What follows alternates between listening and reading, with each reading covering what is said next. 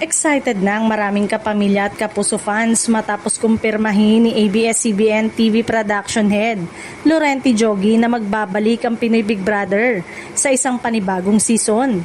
Mas espesyal pa ito dahil bukod sa isang bagong buhay ni Kuya, tuloy rin ang matagumpay na collaboration ng ABS-CBN at GMA Network.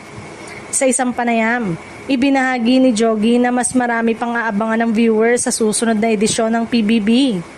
Aniya, bagong-bago na ang bahay ni Kuya at inaasahan nilang mas magiging masaya, mas matindi at mas kapanapanabik ang mga kaganapan sa loob nito.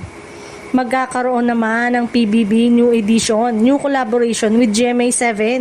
Abangan nyo mga detalye niyan. Ngayon, meron tayong bagong bahay and hopefully, yung dynamics. Exciting moment sa bahay ni Kuya, so abangan nyo po yan, payag ni Joggie. Para naman sa mga nangangarap na maging susunod na housemate, sinabi ni Joggie na hintayin na lamang ang opisyal na anunsyo ng PBB team tungkol sa audition at iba pang detalye ng programa. Wala pa mang inilalabas na petsa. Marami na ang umaasang muli silang mabibigyan ng pagkakataong makapasok sa pinakasikat na bahay sa telebisyon. Matatandaang naging matagumpay ang Pinoy Big Brother Celebrity Collab Edition 2.0, ang ikalawang collaboration ng ABS-CBN at GMA Network, kung saan nagsama-sama sa iisang bahay ang mga artista mula Star Magic at Sparkle. Naging usap-usapan ng iba't ibang hamon, pagkakaibigan at kompetisyon na nabuo sa pagitan ng mga kapamilya at kapuso housemates.